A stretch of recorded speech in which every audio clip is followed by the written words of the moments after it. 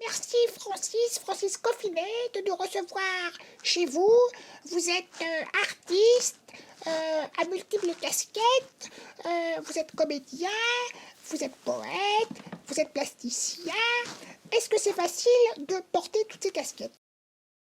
Initialement, le plus ancré, c'est peut-être l'écriture, voilà, la poésie, bien sûr. Peut-être simultanément, il y a un moment où j'ai commencé à suivre des cours d'art dramatique, voilà. Donc il y a eu l'écriture, il y a eu le théâtre, et puis je me suis déplacé vers l'image plutôt, le cinéma et la télévision. Et le travail plastique. Mais le travail plastique, il est plutôt lié, pour moi, à une sorte de poursuite du poème par le signe. Voilà, c'est un peu comme ça que je définis la chose. Par le signe, c'est-à-dire... Le signe graphique, ou l'image... Oui, ou... pas l'oiseau qui est... Ah non, pas l'oiseau, pas le signe, voilà. oui, pas le signe il noir. fallait préciser pour oui, nos oui, téléspectateurs. Oui, oui. Donc ça serait le signe qui serait un peu la matrice de tout votre parcours artistique en fin de compte, qui est un peu la... Alors, de toute façon, qui oui. est un peu l'œuf, si je puis dire. Pardon? Qui est un peu l'œuf. Ah, la matrice, oui. Oui, la matrice, c'est l'œuf. Oui. Et de cet œuf, à un moment ou à un autre, éclot ou l'oiseau ou le poème. Est-ce que c'est facile d'être poète aujourd'hui, en 2023, à l'heure de la Startup Nation? Alors, je ne sais pas si la question, excusez-moi d'être un peu, de vous contrer, mais avec sympathie, voilà. Mais la question n'est peut-être pas précisément celle-là, c'est-à-dire que Ah bon?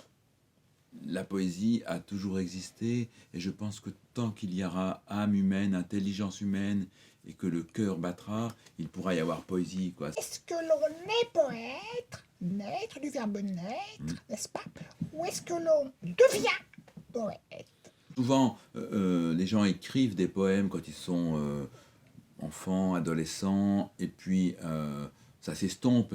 Et parfois, chez les auteurs qu'ils demeurent, eh bien, c'est une sorte de maladie qui résiste. Il faut les montrer à la caméra. Voilà, des bois travaillés. Un bois travaillé. Voilà.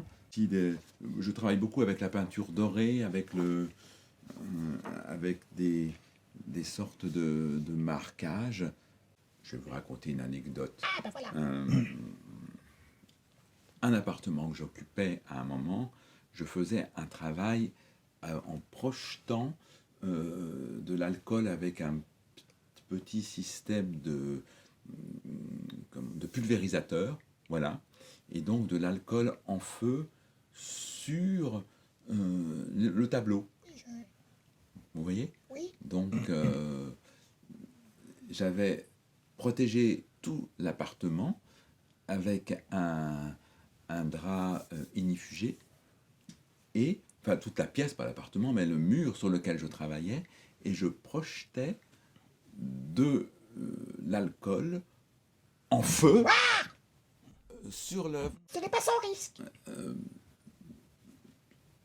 L'art n'est jamais sans risque. Eh oui.